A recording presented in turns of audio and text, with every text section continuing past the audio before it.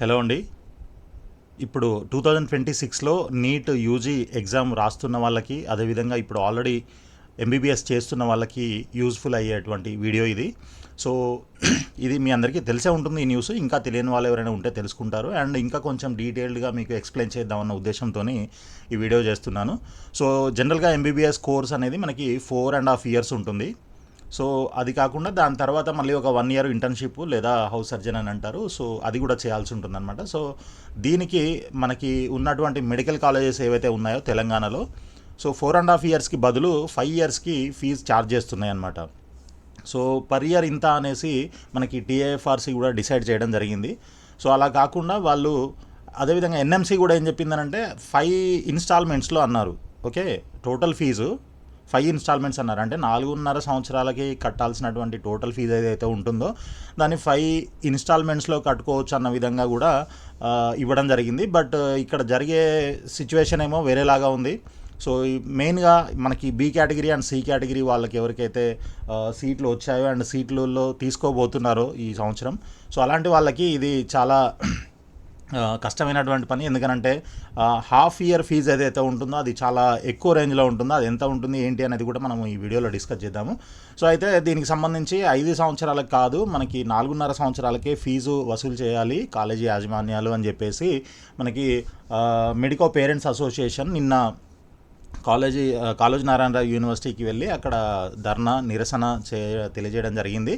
So అలా చూసుకున్నట్లయితే మనకి చూడండి, టీఏఎఫ్ఆర్సీ అండ్ యూనివర్సిటీ ఎన్ఎంసీ ఆదేశాలను పట్టించుకొని కాలేజీలు, ఓకే, ఒక్కో స్టూడెంట్ నుంచి అదనంగా సుమారు 6 లక్షల చొప్పున వసూలు, లేదంటే హాల్ టికెట్లు ఇవ్వబోమని విద్యార్థులకు బెదిరింపులు, వరంగల్ కాలేజీ యూనివర్సిటీ వద్ద తల్లిదండ్రుల ఆందోళన, వీసీని కలిసి వినతి పత్రం అందజేసిన మెడికో పేరెంట్స్ అసోసియేషన్, 5 ఏళ్లకు ఫీజు వసూలు చేస్తే గుర్తింపు రద్దు చేస్తామని చెప్పేసి కాలేజ్ నారాయణరావు యూనివర్సిటీ వీసీ గారు రమేష్ రెడ్డి గారు నిన్న తెలపడం జరిగిందనమాట. సో అయితే మరి ఇప్పటి నుంచి ఎలా ఫీజు వసూలు చేస్తారు ఏంటి అనేది కూడా మనము చూడాల్సి ఉందన్నమాట. ఇప్పటివరకు అయితే వాళ్ళు 5 yearsకే ఫీజు వసూలు చేస్తున్నారు. మెయిన్గా ఇప్పుడు ఏ కేటగిరీ కంటే పర్వాలేదు, తక్కువ ఫీజు ఉంటుంది. ఇదంతా కూడా మనం ప్రైవేట్ కాలేజెస్ గురించి మాట్లాడుతున్నాము. సో ప్రైవేట్ కాలేజెస్లో ఏ కేటగిరీ అని అంటే మీకు 60,000 ఫీజు ఉంటుంది కాబట్టి అది ఎక్కువ బర్డెన్ కాకపోవచ్చు, అది కూడా కొంతమందికి బర్డెనే. బట్ దానివల్ల ఎక్కువ నష్టపోయే అవకాశం లేదు. బట్ ఎక్కడైతే మనకి బి కేటగిరీ అంటే మేనేజ్మెంట్ కోటా, లేదంటే సి కేటగిరీ అంటే ఎన్ఆర్ఐ కోటా, సో ఈ 2 కోటాల్లో మీరు కనుక సీట్లు తీసుకొని ఉన్నట్లయితే ఆల్రెడీ, అండ్ ఇంకా ఈ సంవత్సరం తీసుకోబోయే వాళ్ళు ఎవరైతే ఉంటారో వాళ్ళకి మాత్రం ఒక సెమిస్టరు లేదా 6 months హాఫ్ ఇయర్ ఫీజు అని అంటే అది కొన్ని లక్షల్లో ఉంటుంది. సో అదంతా కూడా మనం నష్టపోతున్నామని చెప్పేసి ఇది ఆందోళన చేపట్టడం జరిగిందనమాట. సో దానికి సంబంధించే మనకి ఈ రకరకాల న్యూస్ పేపర్స్లో నిన్నటి విషయం అంతా కూడా క్లియర్గా మెన్షన్ చేయడం జరిగింది. సో అదంతా కూడా ఒకసారి మనం తెలుసుకునే ప్రయత్నం చేద్దాము. సో మొత్తంగా ఇందాక చెప్పినట్లు మనకి 4.5 yearsే కోర్స్ ఉంటుంది, 1 year ఇంటర్న్షిప్ అనుకోవచ్చు. సో 4.5 yearsకే వాళ్ళు ఫీజు కలెక్ట్ చేయాలి. బట్ వాళ్ళు 5 yearsకి చేస్తున్నారు, అంటే హాఫ్ ఇయర్ ఎక్కువ అనమాట. సో మొత్తం మనకి స్టేట్లో, తెలంగాణ స్టేట్లో 26 ప్రైవేట్ మెడికల్ కాలేజెస్ ఉంటే దాంట్లో అప్రాక్సిమేట్గా ఒక 4,500 సీట్స్ ఉన్నాయన్నమాట, ఎంబీబీఎస్ సీట్లు. సో దాంట్లో మనకి ఏ కేటగిరీకి సగం వెళ్ళిపోతాయి. ఏ కేటగిరీ అని అంటే మనకి ఫ్రీ సీట్ అనుకోవచ్చు, లేదా దాంట్లో 60,000 ఫీజు అని చెప్పాను కదా, సో అవి అనమాట. సో ఇక రిమైనింగ్ 50% ఏదైతే ఉంటుందో దాంట్లో ఒక 35% బి కేటగిరీ అంటే మేనేజ్మెంట్ కోటా, ఇంకొక 50% A category, 35% B category, 15% C category అంటే ఎన్ఆర్ఐ కోటా. బి అంటే మేనేజ్మెంట్ కోటా, సి అంటే ఎన్ఆర్ఐ కోటా. సో ఇలా డిస్ట్రిబ్యూట్ అవుతాయన్నమాట. అంటే ఇప్పుడు బి కేటగిరీ, సి కేటగిరీ కలిపి రిమైనింగ్ 50% ఉంటాయి. A category 50%, B and C కలిపి 50%. సో 4,500 అంటే మీకు 2,250 సీట్లు బి అండ్ సి కేటగిరీ కింద ఉంటాయి. కాబట్టి అన్ని సీట్లకు కలిపి వీళ్ళు 5 సంవత్సరాలకి ఈ ఫీజు వసూలు చేసినట్లయితే దాదాపు ఒక 100 కోట్ల పైన ఇది కలెక్ట్ అవుతుందన్నమాట ఫీజు. సో అంత ఎందుకు అవుతుంది ఏంటి అనేది కూడా తెలుసుకునే ప్రయత్నం చేద్దాము. ఒక్కసారి ఈ టేబుల్ చూడండి, మీకు క్లియర్గా అర్థమవుతుంది. సో ఇప్పుడు మనకి ఎంబీబీఎస్ ప్రైవేట్ కాలేజీలో బి కేటగిరీ అదే ఏ కేటగిరీలో సీట్ వచ్చినట్లయితే మీకు 60,000 సంవత్సరానికి కడితే సరిపోతుంది అనమాట. ఓకే, అదేవిధంగా ఇది TAFRC and government of Telangana decide చేసిన ఫీజులే. వాటికి సంబంధించిన జీవో కూడా మన దగ్గర ఉంది, అది కూడా చూపిస్తాను మీకు. ఇక్కడ చూడండి. సో ఇదనమాట, ఇది బ్లాక్ పీరియడ్ 2023-26కి సంబంధించింది. సో దీంట్లో మనకి కాలేజ్ వైజు ఇక్కడ ఫీజులు కూడా ఉంటాయి. కొన్ని కాలేజీల్లో 13,000, కొన్ని కాలేజీల్లో 12,000. ఇది అంత క్లారిటీగా లేదు, అందుకోసం అని చెప్పేసి నేను సపరేట్గా ఇక్కడ ఎక్సెల్లో వేశాను. సో బీ కేటగిరీ ఫీజు వచ్చేసి 11,55,000 పర్ ఇయర్ ఉంటుందన్నమాట, ఓకే, సంవత్సరానికి. అదేవిధంగా కొన్ని కాలేజీల్లో 12 లక్షలు ఉంటుంది, కొన్ని కాలేజీల్లో 12,50,000 ఉంటుంది, కొన్ని కాలేజీల్లో 13 లక్షలు కూడా ఉంది. అండ్ దీని తర్వాత ఇంకొక జియో వచ్చింది, దాంట్లో డెక్కన్ కాలేజీకి సంబంధించి ఇంకొక అంటే వాళ్ళు కొంత ఫీజు పెంచుకునే 13,90,000 సంథింగ్ ఉంది. సో ఆ జియో కూడా మనకి ఇక్కడ చూపిస్తాను చూడండి. ఇది జస్ట్ మినిట్, యా, ఇది ఇప్పుడు 13,90,000 అనమాట, okay. Deccan medical college refixing MBBS course fee under B category 13,90,000. So ఇది పక్కన పెట్టేది, ఒక్క కాలేజీని పక్కన పెట్టేస్తే మిగిలిన కాలేజీలో అయితే మనకి 11,55,000 నుంచి 13 lakhs వరకు ఉంటాయి. ఈ 4 రకాలుగా ఉంటాయన్నమాట.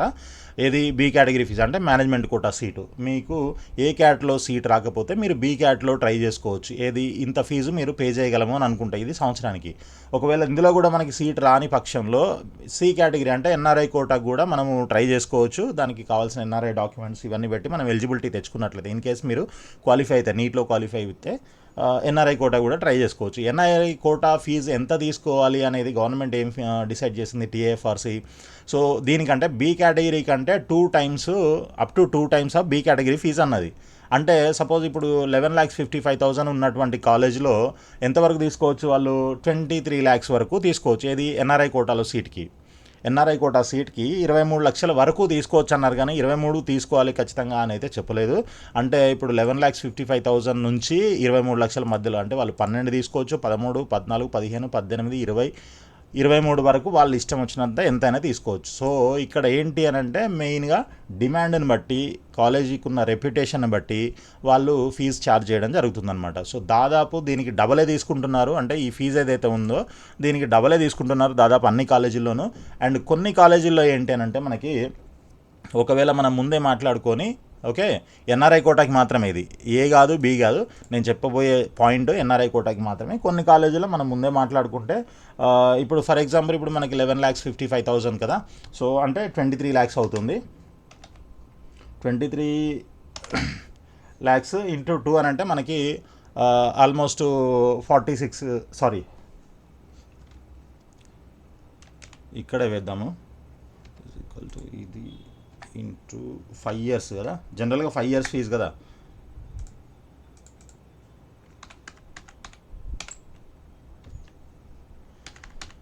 సో ఇంత అవుతుంది అనమాట, ఓకే. 5 yearsకి, సారీ 11,55,000. ఒక నిమిషం ఉండండి.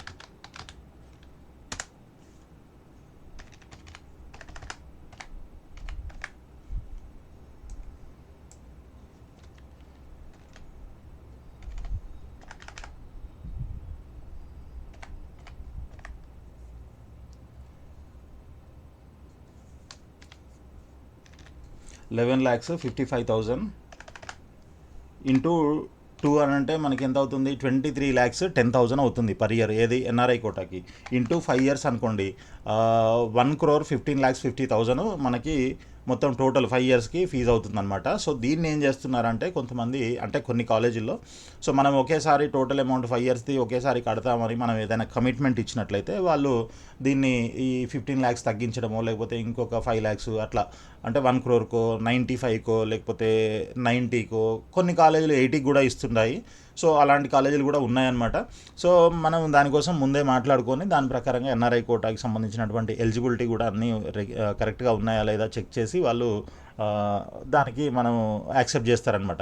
సో అలాంటి వాళ్ళు ఎవరైనా ట్రై చేయాలనుకుంటే తప్పకుండా మనం కూడా హెల్ప్ చేస్తాం వాటికి. సో మీరు తప్పకుండా కింద కనిపిస్తున్నటువంటి ఈ అడ్రస్లో కాంటాక్ట్ చేయొచ్చు. సారీ,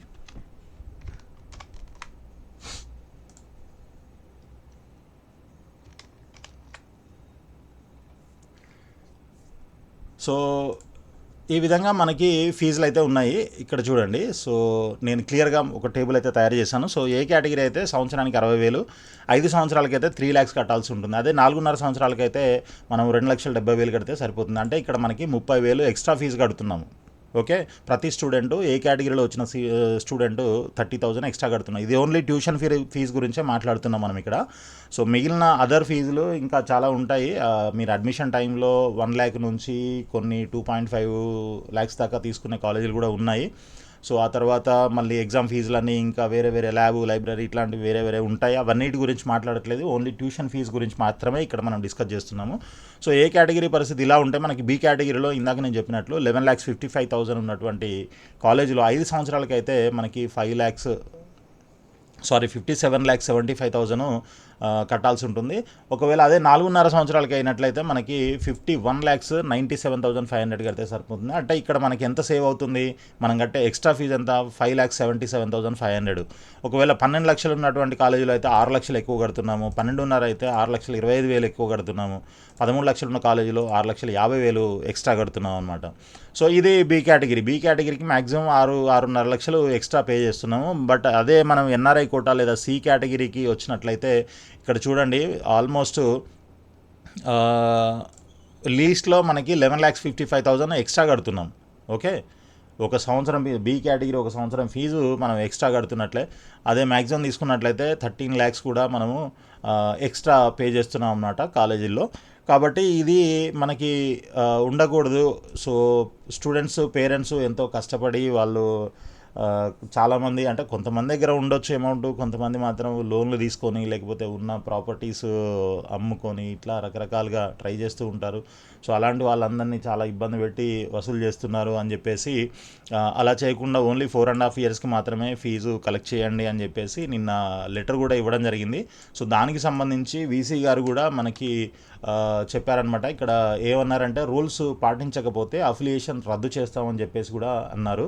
సో ఇక్కడ చూడండి, మెడికల్ కాలేజీలు టీఏఎఫ్ఆర్సీ రూల్స్ తప్పక పాటించాలి, అతిక్రమిస్తే కాలేజీల అఫిలియేషన్ రద్దు చేస్తాము, అధిక ఫీజులు వసూలు చేస్తున్నారనే అంశంపై ఇదివరకే 2 సార్లు వార్నింగ్ ఇచ్చాం. నేషనల్ మెడికల్ కమిషన్ కూడా అధిక ఫీజులు వసూలు చేయవద్దని గైడ్ లైన్స్ ఇచ్చింది. సో అది కూడా నేను మీకు చూపిస్తాను చూడండి. మనకి ఎన్ఎంసీ ఇచ్చినటువంటి నోటిఫికేషన్ ఇది మొన్న రీసెంట్గా కూడా మళ్ళీ ఒకసారి ఇచ్చారనమాట, April 7th, 2026లో. సో ఇక్కడ చూడండి, ఇప్పుడు వీళ్ళ దృష్టికి వచ్చింది, మా దృష్టికి వచ్చింది, ఎంబీబీఎస్ స్టూడెంట్స్ దగ్గర నుంచి ఆ 5.5 yearsకి ఫీజు వసూలు చేస్తున్నట్టు అని చెప్పేసి.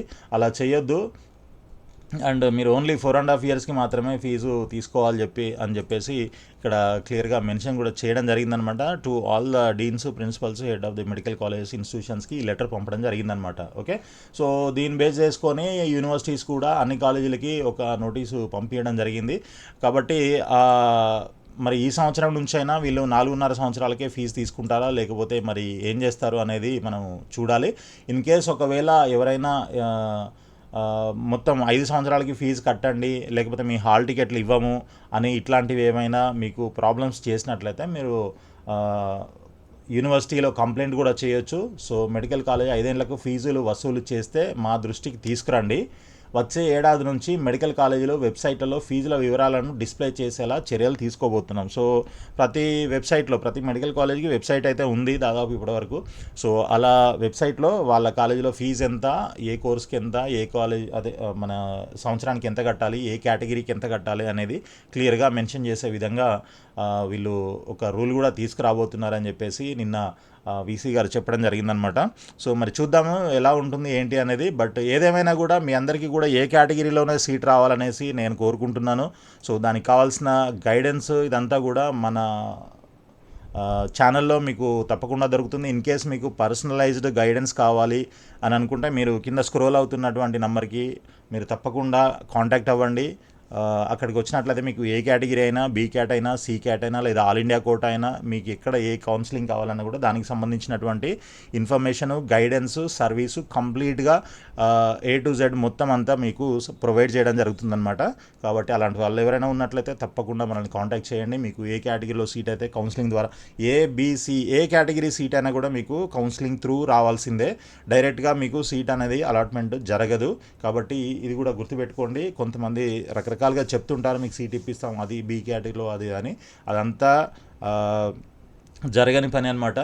ఓన్లీ థింగ్ ఏంటనంటే, ఎన్ఆర్ఐ కోటాలో మనకి ర్యాంకు 10 లక్షలున్నా 12 లక్షలున్నా కూడా మనకు సీట్ వచ్చే అవకాశం ఉంటుంది. కాబట్టి అలా మనకి ఎన్ఆర్ఐలో సీట్ తీసుకోవాలి అని ఎవరైనా అనుకున్నట్లయితే ఎన్ఆర్ఐ కోటాలో కొన్ని కాలేజీల్లో నేను ఇందాక చెప్పినట్లు కొంత అమౌంట్ తగ్గించే అవకాశం ఉంటుంది. కాబట్టి కొన్ని కాలేజీల్లో పర్ ఇయర్ కట్టుకునే ఫెసిలిటీ కూడా ఇస్తుంటారు సిచ్యువేషన్ బట్టి.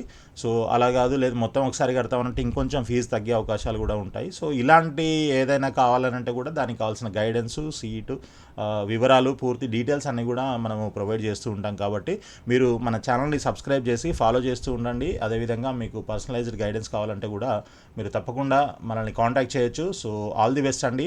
Thank you so much. ఇలాంటి వీడియోలు మీకు రెగ్యులర్గా వస్తూ ఉంటాయి. గైడెన్స్ అండ్ అప్డేట్స్ అన్నీ కూడా మీకు రెగ్యులర్గా మన ఛానల్లో పోస్ట్ చేయడం జరుగుతుంది. సో ఆల్ ది బెస్ట్ అండి. Thank you so much.